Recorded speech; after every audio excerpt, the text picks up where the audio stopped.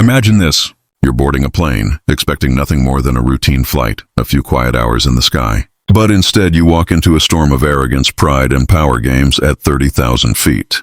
A storm that begins with a single stolen seat, but soon escalates into a battle that halts the entire flight.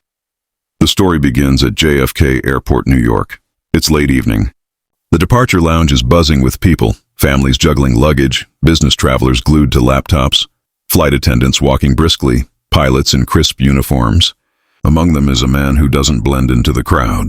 Marcus Caldwell, a name known in boardrooms across the world. A man who built his empire from nothing and rose to become one of the most powerful black CEOs in the tech industry. Marcus walks toward the gate, his tailored navy blue suit catching eyes as he moves. But unlike many executives, he carries himself with quiet humility. Tonight, though, he isn't thinking about deals, mergers, or board meetings.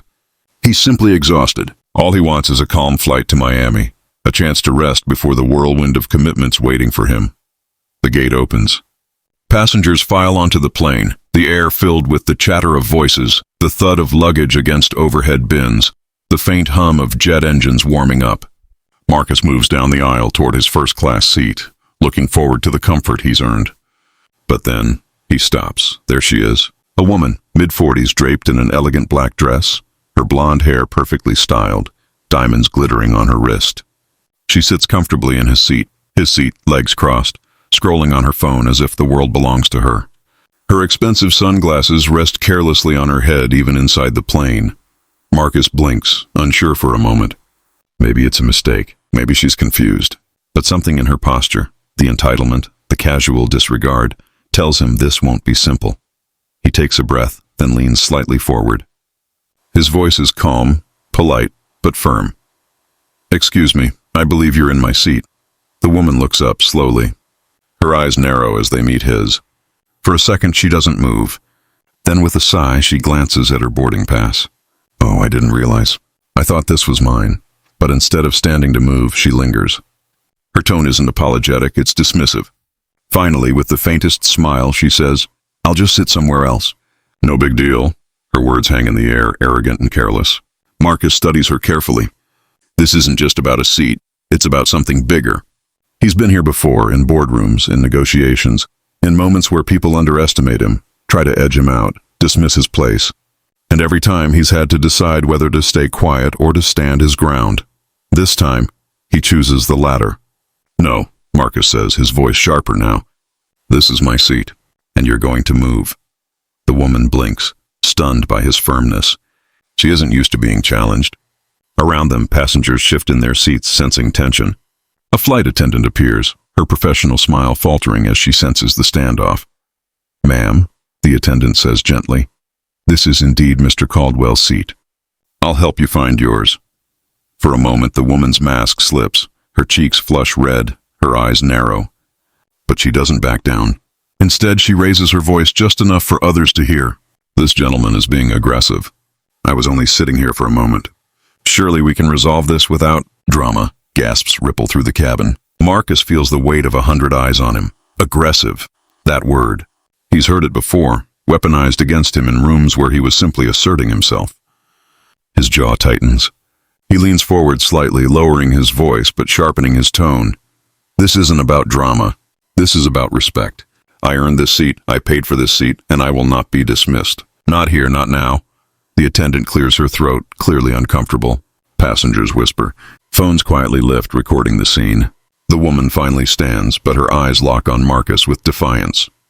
She steps aside with exaggerated grace, as if granting him a favor. Marcus sits down, straightening his jacket. The air is heavy, charged. Around him he feels admiration from some, suspicion from others. The woman retreats a few rows back, but her stare burns into him. Minutes later, just as Marcus begins to relax, the intercom crackles. The captain's voice fills the cabin. "Ladies and gentlemen, due to a passenger issue, we will be making an unscheduled stop. Please remain seated. Confusion spreads instantly." Passengers murmur, brows furrow. Marcus frowns. "A passenger issue?" His gaze shifts back, toward her. She's leaning toward another attendant, whispering urgently, her gestures sharp, her voice laced with outrage. Moments later, Emily, the young flight attendant, approaches Marcus with visible unease. "Mr. Caldwell, The captain would like to speak with you privately. Marcus rises slowly, a knot forming in his chest. As he walks toward the cockpit, whispers follow him. When the captain closes the door behind them, his face is tight with tension. Mr. Caldwell, we have a problem. That passenger, the woman, has filed a complaint. She's accusing you of harassment and creating a disturbance. Marcus exhales sharply, anger simmering beneath his calm exterior. He's seen this play before. Twist the narrative. Turn the truth upside down. Paint him as the aggressor. He meets the captain's gaze steadily. If this flight continues with false accusations hanging over me, you're putting my reputation and your passengers at risk. Ground the plane until this is resolved. The captain hesitates, but Marcus's authority, his sheer presence, makes the decision unavoidable. Within minutes, the aircraft begins its descent. Passengers groan frustrated. The woman, realizing the gravity of what's happening, shifts nervously in her seat. When the plane lands, the cabin fills with the sound of seatbelts unclicking, voices rising in confusion. But Marcus doesn't wait. He walks directly to her, standing tall, his voice steady but commanding. You wanted a scene, he says quietly, and now you have one. But let me make something clear. You don't get to twist the truth. You don't get to strip me of dignity I've worked my whole life to earn. Her lips tremble. For the first time, her confidence falters. I didn't mean... No, Marcus interrupts. You did. But here we are. And this time you don't win. Passengers stare in silence. Cameras are still rolling. The woman, cornered, finally whispers an apology. It's shaky, reluctant, but it's there. Marcus nods once, satisfied. Turning to the captain, he makes one final request. This flight will not continue until that passenger is removed. Respect and safety must be equal for everyone on board. The captain agrees. Moments later, the woman gathers her belongings and steps off the plane, her once flawless composure shattered.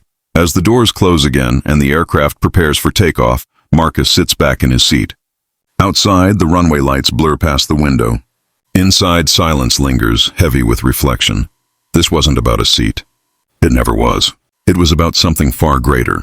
The daily battles for respect, for dignity, for equality. Marcus knows the war isn't over. But tonight he won a battle. And as the plane finally lifts into the night sky, Marcus closes his eyes, not to rest, but to remind himself of a truth he already knows. Respect must always be demanded, never begged. So I'll ask you, if you were in Marcus's shoes, what would you have done? Would you have stayed silent? Or would you have stood your ground? Drop your thoughts in the comments. And if you're part of the Black Visionaries family, hit that like button, subscribe, and turn on the bell. Because stories like this one are just the beginning.